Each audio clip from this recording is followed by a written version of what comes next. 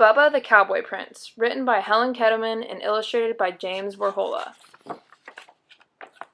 Once a strapping young feller named Bubba lived on a ranch with his wicked stepdaddy and his hateful and lazy stepbrothers Dwayne and Milton. Bubba's stepdaddy spoiled Dwayne and Milton no end, but Bubba worked from sunup to sundown doing the chores of 3 ranch hands. Bubba never complained though, he loved ranching. Dwayne and Milton spent their days sitting on horseback, bossing Bubba around. "Get them doggies along there, Bubba," ordered Dwayne. "Yeah, and watch out for them cow patties," added Milton. "You know how Daddy hates for you to check up the house." Now, Miss Lurleen, who lived down the road a piece, was the prettiest and richest gal in the county. She owned the biggest spread west of the Brazos, and she loved ranching too. But it was lonesome work, and after a while she decided it was time for some companionship.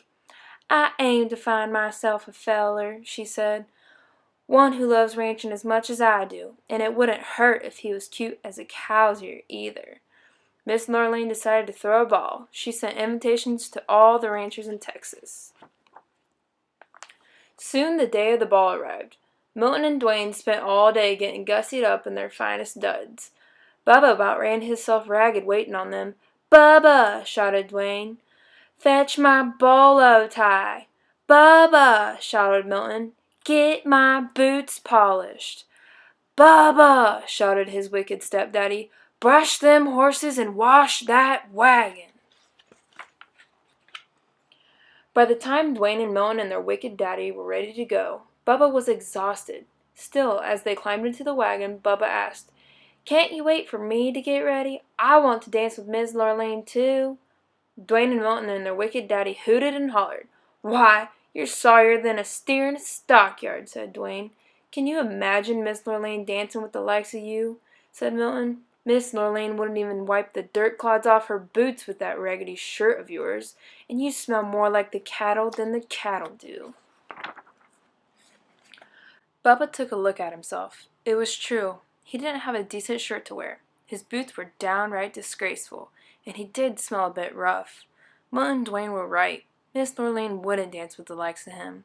Bubba hung his head. He felt lower than a rattlesnake in a gully. Milton and Dwayne and their wicked daddy went on off to the ball. Bubba mounted his horse and headed for the pasture to check on the herd. The sky was getting darker than a black bull at midnight.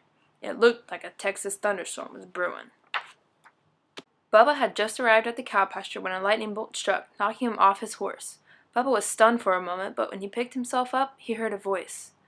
"Go to the ball, Bubba," said the voice. Bubba looked around. No one was there except him and the cows. Now, Bubba figured he'd bonked the bejeebers out of his being, 'cause the voice was coming from a cow. She chewed her cud for a moment, then said, "I'm your fairy god cow, and I can help you go to the ball." Bubba sat up, rubbing his head.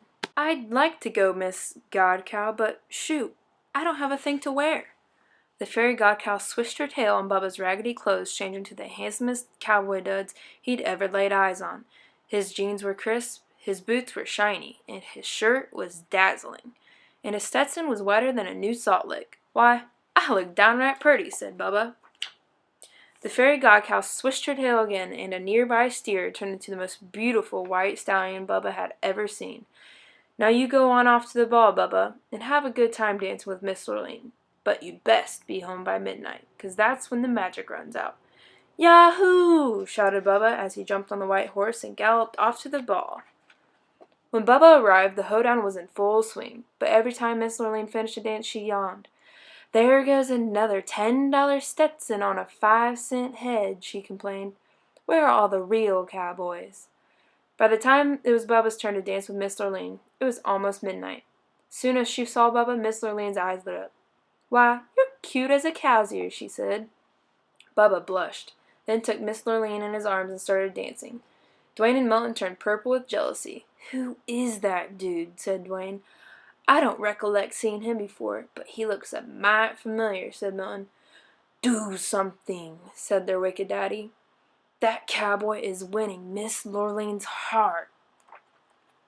As it turned out, Milton and Dwayne didn't have to do a thing, because Bubba and Miss Lurleen were in the middle of doosey-doing when the clock struck midnight. Suddenly, Bubba's fine duds turned into the dirty rags he usually wore around the ranch. He looked sorry, and he smelled worse. "What is that awful smell?" asked Milton. "Why, it's Bubba!" shouted Dwayne. Bubba turned 14 shades of red, apologized to Miss Lurleen, and ran out of the room. "Wait!" she yelled, chasing after him. But Bubba didn't wait. He jumped on his cow and lumbered off into the night. In the ruckus, he lost one of his dirty cowboy boots. Miss Lurleen clasped it in her arms. "This is the boot of a real cowboy, and the man I want to marry, and I aim to find him." Miss Lurleen went back inside, and though she asked everybody at the ball, nobody knew who the mysterious cowboy was. Nobody except Dwayne and Milton and their wicked daddy, that is. But they weren't talking. The next day, Miss Lurleen went from ranch to ranch looking for the cowboy who owned the boot. When she came to Dwayne and Milton's ranch, both brothers tried the boot on, but it didn't fit. Miss Lurleen had just climbed on her horse to leave when Bubba rode up. He was dirty and sweaty and smelly from working with the cows, and he was only wearing one boot. Miss Lurleen jumped off her horse and ran over to Bubba. "Try this on," she cried. Bubba took his dirty old boot and pulled it on. "Much obliged, ma'am," he said, blushing. It fit perfectly.